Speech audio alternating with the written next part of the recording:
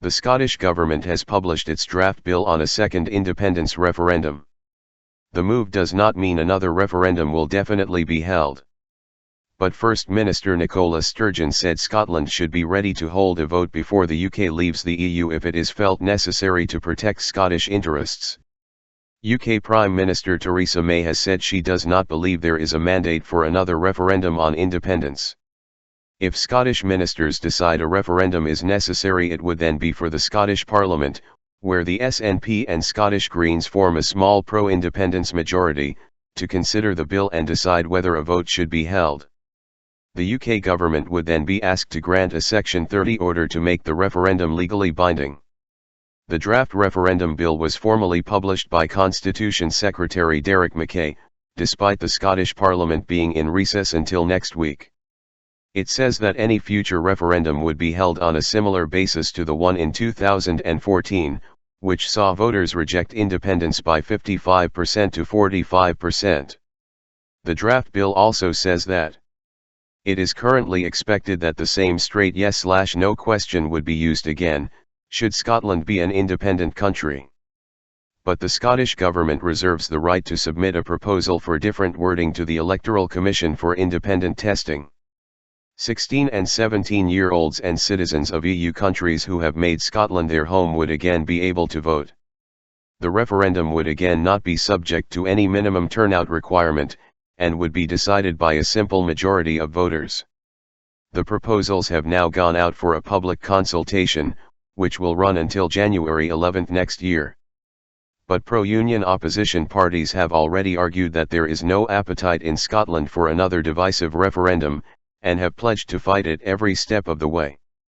And a spokesman for the Prime Minister also dismissed the need for another independence vote, saying, "The Prime Minister and the government does not believe that there is a mandate for one. There was one only 2 years ago. There was an extremely high turnout and there was a resounding result in favour of Scotland remaining in the UK." Asked if UK ministers would reject a call for a second referendum from the Scottish Government, he stated, "There has not been a call. Scotland voted by 62% to 38% to remain in the EU in June's referendum, but the UK as a whole voted to leave, with Ms Sturgeon immediately instructing Scottish Government officials to start drawing up plans for a fresh vote on independence." However, opinion polls have suggested there has not been a major upsurge in support for independence since the Brexit vote, with a narrow majority still in favour of Scotland remaining in the UK. Some senior SNP figures have cautioned Ms Sturgeon against rushing into another independence referendum before she could be certain of winning it. In her foreword to the consultation document, Ms Sturgeon said the Brexit vote meant Scotland is now faced with one of the specific scenarios in which this government pledged that the Scottish Parliament should have the right to hold an independence referendum. She added, "This government remains willing to work with the UK government to negotiate a future relationship with Europe that is in line with the views of the overwhelming majority of the Scottish people and which works for the United Kingdom as a whole. We will put forward constructive proposals that will both protect Scotland's interests and give an opportunity for the UK government to demonstrate that Scotland is indeed an equal partner. But if it becomes clear that it is only through independence that Scotland's interests can be protected, then the people of Scotland must have the ability to reconsider that question, and to do so before the UK leaves the EU." Ms Sturgeon, who is expected to meet UK Prime Minister Theresa May in London on Monday, has said efforts to protect Scotland's place in Europe would intensify over the coming weeks. She has said she will put forward specific proposals aimed at keeping Scotland in the single market even if the rest of the UK leaves. And she will push for substantial additional powers for Holyrood as part of the UK's Article 50 negotiations, including over international deals with other nations and immigration.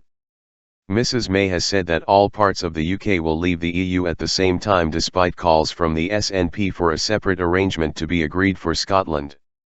But she has said she is willing to listen to options on Scotland's future relationship with the EU. Responding to the draft bill's publication, Scottish Conservative leader Ruth Davidson said the Scottish Government had given up on being a government for all of Scotland and is just playing to the SNP choir. She added, "The majority of folk don't want another vote, the majority of people in Scotland don't want independence, and the SNP should take this off the table. I don't think any of the questions that Brexit raises are answered by ripping Scotland out of our own Union of Nations. It is worth 4 times more in terms of trade. And I don't accept, when Nicola Sturgeon tells someone like me who voted to remain, that my vote for remain is somehow a proxy for independence. Politics of division. Scottish Labour leader Kezia Dugdale described the publication of the draft bill as irresponsible economic vandalism. She added, "Instead of seeking fresh divisions, the SNP should be prioritising our public services such as education and health care. This is a referendum that Scotland does not need or want." Nicola Sturgeon should keep the promise she made that the 2014 referendum was a once-in-a-generation vote. Scottish Liberal Democrat leader Willie Rennie said, "It is now crystal clear that the SNP's priority is not education. It is not health, or even working to protect the benefits of our EU membership. It is independence." But Scottish Greens co-convener Patrick Harvey said it would be foolish for the UK government to block a second referendum. He added, "The Westminster government's inability to acknowledge the overwhelming mandate for Remain in Scotland, or demonstrate any kind of flexibility the Union could take in the individual UK nations forging relations with Europe, shows that independence is quickly becoming the most realistic option for Scotland to shape its own partnership with the European Union."